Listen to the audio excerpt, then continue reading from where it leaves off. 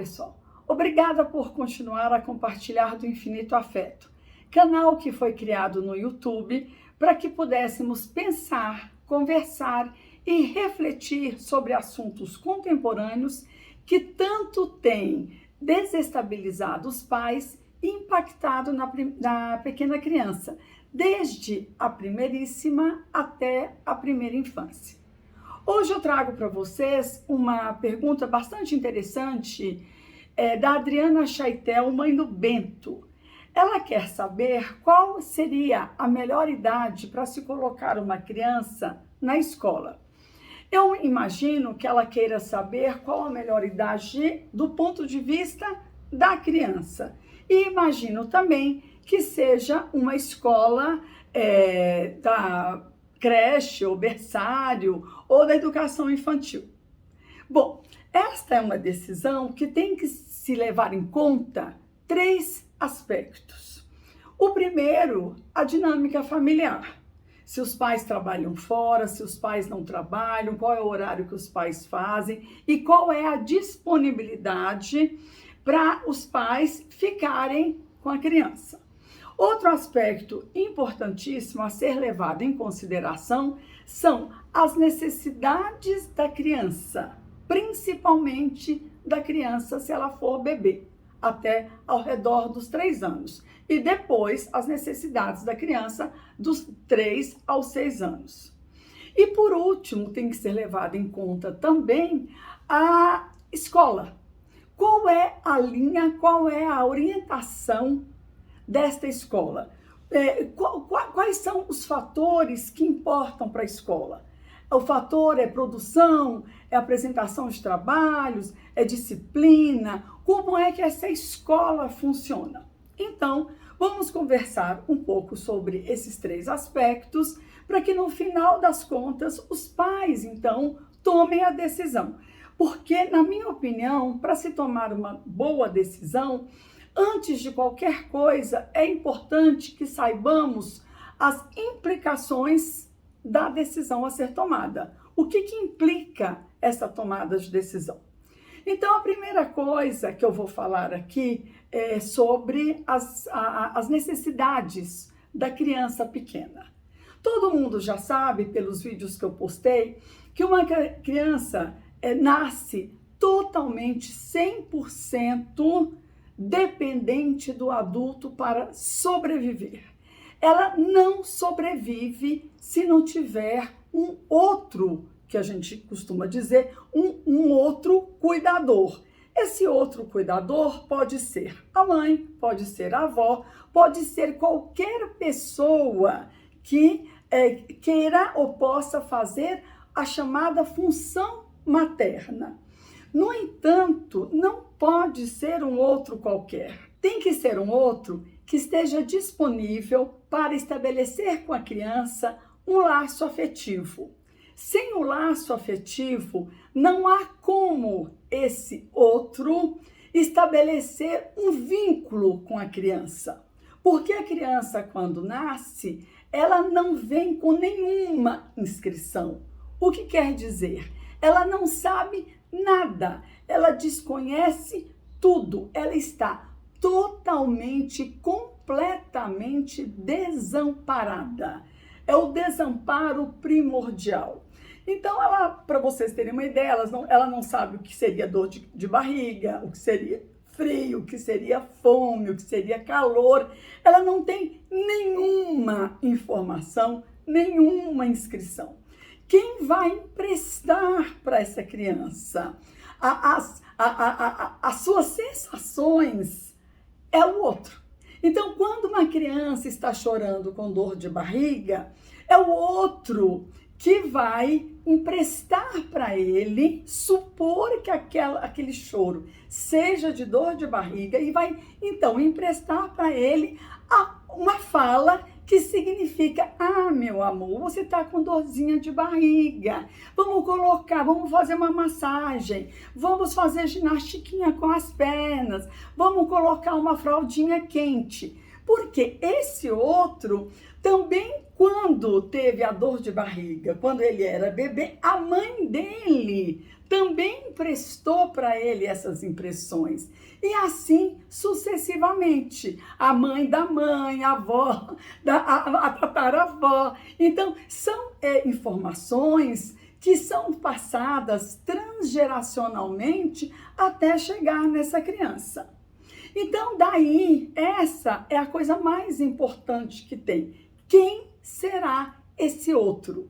Uma vez que as redes de sustentação, que antigamente davam apoio para as mães, como as avós, como as madrinhas, as tias, hoje elas praticamente não existem. Elas estão muito, e se existem, estão muito esgarçadas, né? A gente tem a questão da distância, tem a questão do trânsito e também tem a disponibilidade dessas pessoas que já não estão mais tão ali disponíveis para atender a demanda, seja da mãe, fosse da mãe ou da criança, né? Então, por esta razão, a pergunta é: quem é que será o outro? Porque a criança também precisa ser, além de cuidada, alimentada, ela também precisa ser humanizada. Porque ela só será humanizada quando ela estiver na linguagem. E quem será esse outro que vai inserir essa criança na história dela? Quem vai conversar com essa criança? Quem vai dirigir para essa criança um olhar e uma palavra específicos para ela? Então tem que ser alguém que conheça um pouco da história dessa criança que foi tão querida, que foi tão idealizada, que foi tão desejada, né? Então é assim que a criança é inserida na cultura, é a partir desse outro. Então, se não tem a mãe, porque está trabalhando fora, a mãe ou o pai, evidente. Se a rede de sustentação também já não está mais tão disponível, a mãe recorreria, por exemplo, à escola, né? Será que a escola tem esse olhar? Então, a primeira coisa que a mãe precisa saber, que os pais precisam saber, é quantas crianças o adulto toma conta. Porque uma coisa é você tomar conta de no máximo 3 crianças. Porque com três crianças, se você está preparada, se você foi capacitada para estabelecer com essas crianças um laço afetivo, conversar com elas, olhar para elas e tratar cada criança com a singularidade que ela merece, sim, aí a professora terá condições de atender. Até porque, se ela está atendendo a criança B chora, e ela deixa a criança A e vai atender a criança B, e a criança A começa a chorar, lógico. Então, é importante o que a gente chama de alteridade, que é o quê? Uma hora eu estou presente, outra hora eu não estou presente. Também acontece com a mãe. A gente também não está onipresente o tempo todo. Uma hora a gente está no banheiro, uma hora a gente está fazendo o suquinho, está fazendo a papa. Quer dizer, então, e você conversa com a criança um pouco à distância, né? Para garantir a sua presença sem que ela esteja ali todo o tempo colada na criança, né? Isso também é muito importante, né? Isso também é o que a gente chama de, também é constitutivo, né? Então, 3 crianças, ok, 3 crianças, mais uma professora imbuída da função materna, ok. Agora, 20, 30, 36 crianças, mesmo que tenham 2 pessoas em sala de aula, É impossível para essa professora tratar qualquer criança com singularidade. Ter um olhar, ter uma palavra, ter um carinho específico para aquela criança. Então, o que acontece muitas vezes é que as crianças ficam deixadas no bebê conforto ou até mesmo ali num colchonete no chão, mas sem ninguém conversando com elas, sem ninguém, elas ficam perdidas num vácuo, né? Elas ficam abandonadas, vamos dizer assim, né? Não abandonada no sentido físico, mas um abandono psíquico. Ela não tem uma referência humana que vá humanizá-las. Por outro lado, isso seria até suportável para a criança se o período não fosse muito extenso. O que a gente observa é que os pais, eles abusam muito das crianças, né? Principalmente se a criança calma, se a criança não chora, se a criança não reclama. E é justamente aí que reside o problema, né? Com crianças muito calmas, com crianças muito quietas. Por quê? Para a escola é conveniente, ai que bom, ela não dá trabalho, é só colocar ali no cantinho que ela fica. E para a mãe, não acende a luzinha da culpa, vamos dizer assim, né? Ah, eu não posso deixar porque meu filho vomita, que meu filho grita, porque meu filho esbraveja, porque o meu filho se faz notar. Então, quando é uma criança que praticamente cobra da mãe, né, que ela não o abandone, a mãe fica mais atenta. Quando é uma criança que, né, é assim, uma criança que não reage, a mãe se acostuma ou se acomoda àquela situação, né, que é justamente a situação que a gente tem que prestar mais atenção, né, nessa criança tão passiva, nessa criança que não dá trabalho, né? Muito bem, então temos aí a questão da necessidade da criança e a questão da disponibilidade da escola, né? Supondo, no melhor cenário, que a escola seja uma escola perfeita, que atenda às questões de alimentação, de cuidados e também da interlocução com a criança, né? Essa criança pode permanecer ali por um tempo que não deve ultrapassar as 8 horas. Isso numa condição ideal, né? Agora, se a condição não é tão ideal assim, por que eu digo isso? Porque nem sempre, para além do desejo da direção da escola, nem sempre os professores estão disponíveis para exercer a função materna. Porque fazer a função materna, uma coisa é um professor que foi preparado, foi qualificado para ensinar alfabetização, para ser professor de artes, de geografia, história, enfim, qualquer coisa. Outra coisa é que no meio do caminho a coisa muda em decorrência do quê? Das crianças que estão chegando precocemente às escolas e ele, então, além de ser o professor de artes ou de música, ele também tem que exercer a função materna. O que significa dizer? Tem que trocar, tem que dar alimentação, tem que interagir com o bebê, tem que conversar com o bebê. Ele não vai poder falar com a criança que ela é uma chata?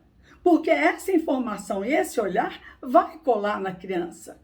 Ai, como você é chato, como você não para de chorar. Ele não pode fazer isso, né? Então, ele precisa tratar aquela criança com o respeito, a singularidade e pensando e sabendo que ali tem um sujeito de desejo. Ele não vai poder seguir um horário à risca, para atender a demanda da escola, sendo que aquele bebê hoje está com dor de barriga, aquele bebê hoje dormiu mal à noite, aquele bebê hoje está com soninho, aquele bebê hoje está com dorzinha de ouvido, Então, tem muitas particularidades. Então, é preciso saber se, além da direção da escola, os professores também querem. Não, gente, eu não quero. Eu só quero ser professor de artes. Eu não quero envolvimento com bebê. Até porque, normalmente, eles já têm os seus próprios filhos, as suas próprias questões. Também eles pensam com quem está o filho dele. Também ele tem a questão do transporte, da distância. Então, é difícil. O que eu acho é que é mais conveniente e adequado, já que a mulher está inserida no mercado de trabalho, e esse é um movimento que não deve retroceder, né? Que a gente considere, então, a escola, o pediatra, como redes de sustentação, né? Para ajudar a mãe com a criança. Agora, há que ter um equilíbrio, né? As famílias precisam, no momento que elas optaram por ter um filho, ou 2, ou 3, enfim, elas precisam abrir mão de algumas coisas. Porque da mesma forma que não dá mais para a mãe ir para balada no final de semana, porque o bebê tem que mamar, e muito menos ir para Saigon fazer uma reunião, né? Assim que a criança nasceu, elas também não podem deixar o bebê um tempo muito prolongado na escola. Então, diante disso, o que eu sempre recomendei, né, quando os pais me perguntam? Que faça um equilíbrio, né, entre casa e escola.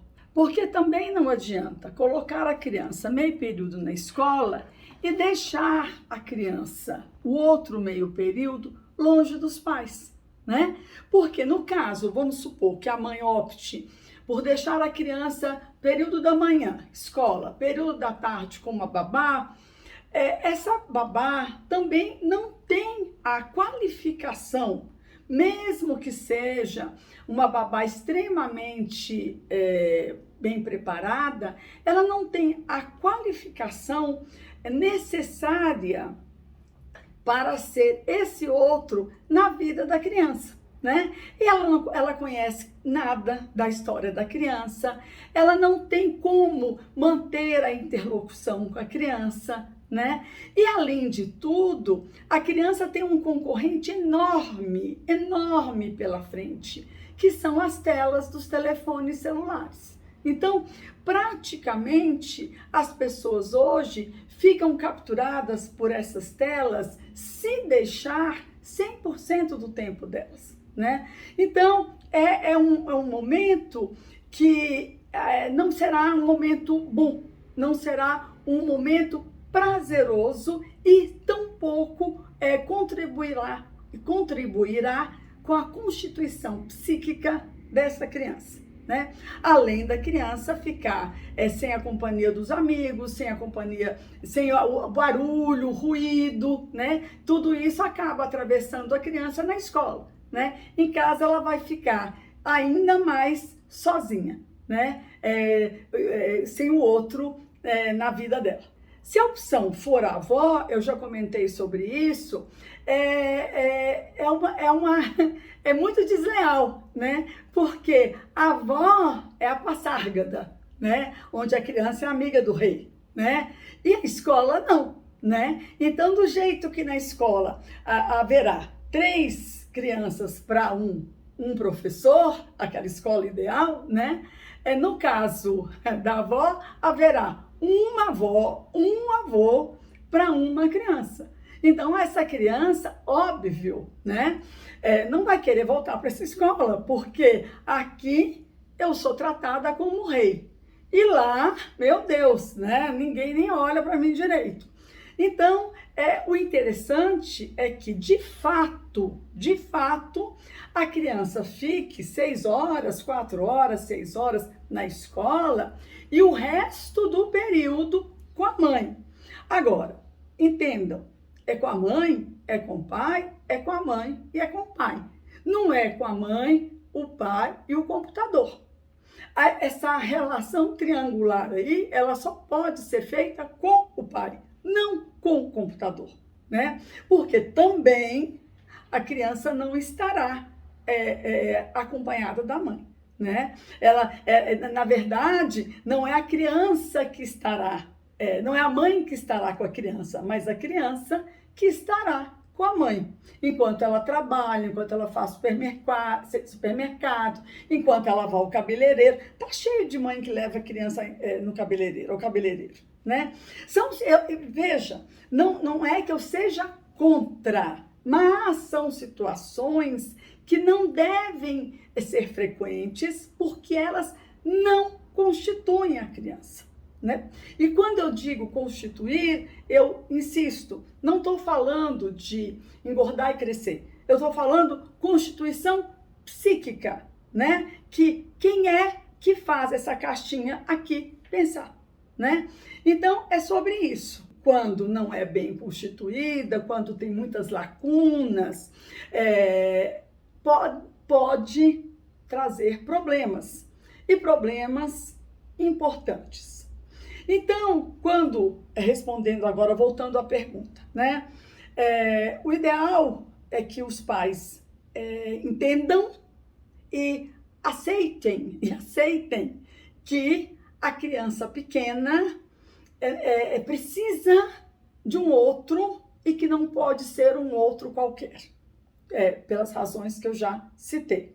Isso nós temos estudado há muitos e muitos anos, e essas são conclusões que nós chegamos, conclusões verdadeiras, que não eram observadas no passado, porque no passado havia a mãe de todo mundo permeando ali a relação da criança com o meio, né?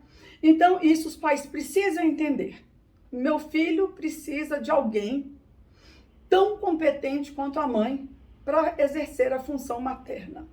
Outra coisa, que a escola também compartilhe desse pensamento, né?